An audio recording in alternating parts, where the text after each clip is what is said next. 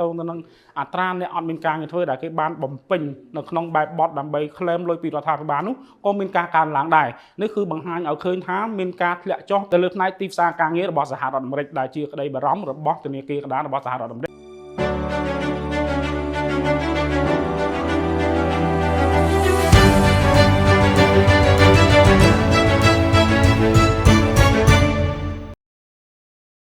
បាទជំរាបសួរតែជនទាំងអស់គ្នាជួបគ្នាជាថ្មីជាមួយខ្ញុំគុណណាន់នៅក្នុងកម្មវិធីវិភាគព័ត៌មានប្រចាំថ្ងៃរបស់ក្រុមហ៊ុន GLG Investment នៅថ្ងៃទី30ឧសភា2025នេះខ្ញុំនឹងធ្វើការចែករំលែកជូនព័ត៌មានក៏ដូចជាធ្វើការអាប់ដេតទៅលើព្រឹត្តិការណ៍ព័ត៌មានផ្សេងៗដែលទាក់ទងទៅនឹងបម្រែបម្រួលនៃតម្លៃទីផ្សារបាទយើងបន្តចាប់អារម្មណ៍មើលទៅលើតម្លៃហាងឆេងមាសដែលយើងឃើញថាហាងឆេងមាសកាលពីម្សិលមិញគឺវាមានការប្រែប្រួលនៅក្នុងទំហំមួយធំគួរសមបាទដែលវាបានឡើងពីតម្លៃ$3,245រហូតដល់តម្លៃ$3,330នៅក្នុងមួយអោនបាទយើងគិតទៅទំហំនៅក្នុងការប្រែប្រួលគឺរហូតដល់ទៅ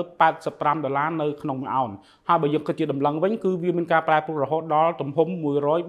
នៅក្នុងមួយតម្លឹងដែលវាបានងើបពីតម្លៃ$3,909រហូតដល់តម្លៃ$4,012នៅក្នុងមួយតម្លឹងបាទអញ្ចឹងយើងឃើញថាទំហំនៅក្នុងការប្រែប្រួលទៅលើទីផ្សារមេកាពីម្សិលមិញវាធំគួរសមហើយក៏បងប្អូននឹងចង់ដឹងថាមានមូលហេតុអ្វីដែលធ្វើឲ្យតម្លៃហាងឆេងមាសវាមានការប្រែប្រួលបែបនេះបាទអញ្ចឹងតាក់ទងទៅនឹងព្រឹត្តិការណ៍ផ្សេងៗដែលបានកើតឡើងកាលពីម្សិលមិញនៅក្នុងវីដេអូនេះក៏យើងបានលើកឡើងដែរអំពីព្រឹត្តិការណ៍តាក់ទងទៅនឹងការសម្រេចរបស់តុលាការសហរដ្ឋអាមេរិកដែលបានសម្រេចថាតាក់ទងទៅនឹងការអនុវត្តគោលនយោបាយពន្ធគយរបស់លោក Donald Trump គឺហាក់បីជាមានការលើសដែនកំណត់ទៅលើសិទ្ធិអំណាចរបស់ខ្លួនដែលប្រការនេះគឺបានធ្វើឲ្យទីផ្សារពិភពលោកគឺមានអារម្មណ៍ធូរស្រាលតាក់ទងទៅនឹងវិបត្តិទៅលើការធ្វើពាណិជ្ជកម្មក៏ដូចជាសម្ពាធនៅក្នុងការធ្វើពាណិជ្ជកម្មដែលបានកើតឡើងដោយសារការដំឡើងពន្ធរបស់លោក Donald Trump ហើយក៏បានទាញឲ្យតម្លៃមាសវាមានការធ្លាក់ចុះផងដែរដែលធ្លាក់ចុះរហូតដល់តម្លៃ$3,245នៅក្នុងមួយអោនបាទប៉ុន្តែមិនយូរប្រហែលតម្លៃហាងឆេងមាសក៏បានហក់ឡើងមកលើវិញហក់ឡើងរហូតដល់តម្លៃ$3,330នៅក្នុងមួយអោនតាក់ទងទៅនឹងសកម្មភាពនៅក្នុងការអនុវត្តគោលនយោបាយពន្ធគយរបស់លោក Donald Trump គឺវាហាក់បីជាមានការលើសដែនកំណត់ក៏ពិតមែនក៏ប៉ុន្តែជាការឆ្លើយតបក៏ដូចជាការស្នើសុំរបស់លោក Donald Trump ថាតាក់ទងទៅនឹងការអនុវត្តគោលនយោបាយពន្ធគយរបស់លោកគឺលោកសូមធ្វើការពន្យាពេលដើម្បីជជែកគ្នាអំពីការសម្រេចទៅលើ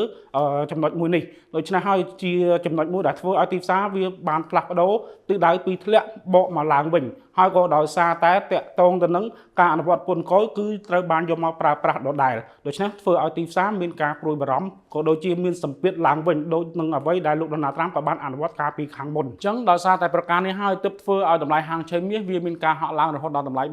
$3,330នៅក្នុងមួយអោនក៏ប៉ុន្តែនៅក្នុងពេលបច្ចុប្បន្នមាសក៏បានធ្លាក់ចុះមកវិញខ្លះដែរគឺនៅក្នុងតម្លៃ$3,300នៅក្នុងមួយអោនដែលស្មើនឹង$3,975នៅក្នុងមួយតម្លឹងអញ្ចឹងយើងឃើញថាសកម្មភាពនៅក្នុងការប្រែប្រួលទៅលើទីផ្សារមាសគឺបានរងឥទ្ធិពលទៅលើព័ត៌មានតាក់ទងទៅនឹងដំណើរការរបស់តុលាការពាណិជ្ជកម្មអន្តរជាតិរបស់សហរដ្ឋអាមេរិកដែលបានកំណត់ទៅលើលោក Donald Trump បាទអញ្ចឹងនៅក្នុងថ្ងៃនេះក៏ជាថ្ងៃពិសេសផងដែរដែលយើងត្រូវតាមដានបន្តទៀតតាក់ទងទៅនឹងបម្រែបម្រួលទៅលើតម្លៃហាងឆេងមាសបាទដែលតម្លៃហាងឆេងមាសដែលវាមានការប្រែប្រួលនៅក្នុងថ្ងៃនេះវាអាចនឹងមានសកម្មភាពខ្លាំងដោយសារតែថ្ងៃនេះគឺជាថ្ងៃពិសេសមួយដែលចេញទៅលើទិន្នន័យតាក់ទងទៅនឹង PCE ដែលជាទិន្នន័យបង្ហាញពីស្ថានភាពអតិផរណារបស់សហរដ្ឋអាមេរិកបាទអញ្ចឹងតាក់ទងទៅនឹងទិន្នន័យដែលជាទិន្នន័យរបស់ PCE កាលពីខែមុនគឺនៅក្នុង 2.6% ដែលជាអត្រា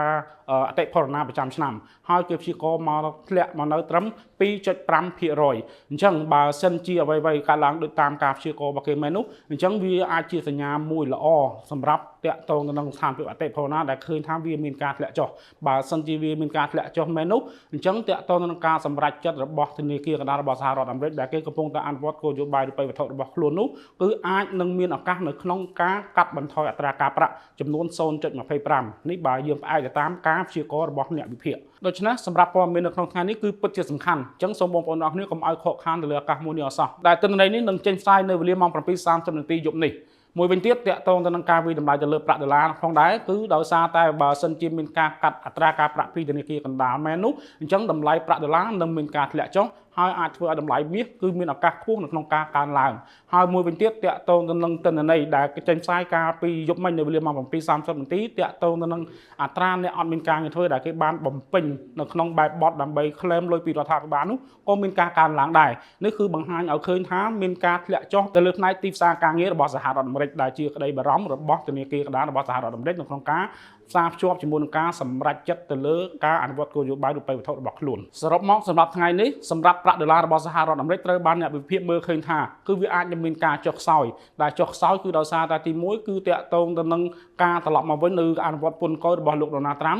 ទី2គឺតាក់ទងទៅនឹងទិន្នន័យដែលត្រូវបានគេមើលឃើញថាវាអាចនឹងឈានចូលដល់ការសម្រេចចិត្តរបស់ធនាគារកណ្ដាលរបស់សហរដ្ឋអាមេរិកនៅក្នុងការទម្លាក់អត្រាការប្រាក់អញ្ចឹងគឺឃើញថាសម្ពាធលុយដុល្លារគឺមានការធ្លាក់ចុះតែម្ដងសម្រាប់ព័ត៌មាននៅក្នុងថ្ងៃនេះមានតែប៉ុណ្ណឹងអរគុណអតិថិជនបានតាមដានវីដេអូមួយនេះតាំងពីដើមរហូតដល់ចប់បាទសម្រាប់ព័ត៌មានបន្ថែមក៏ដូចជាចំណេះដឹងផ្សេងៗទាក់ទងនឹងការវិនិយោគទៅលើទីផ្សារមួយនេះសូមកុំភ្លេចចំណាយពេល5នាទីជួបជាមួយនឹងខ្ញុំគុណណាន់សូមអរគុណសូមជម្រាបលា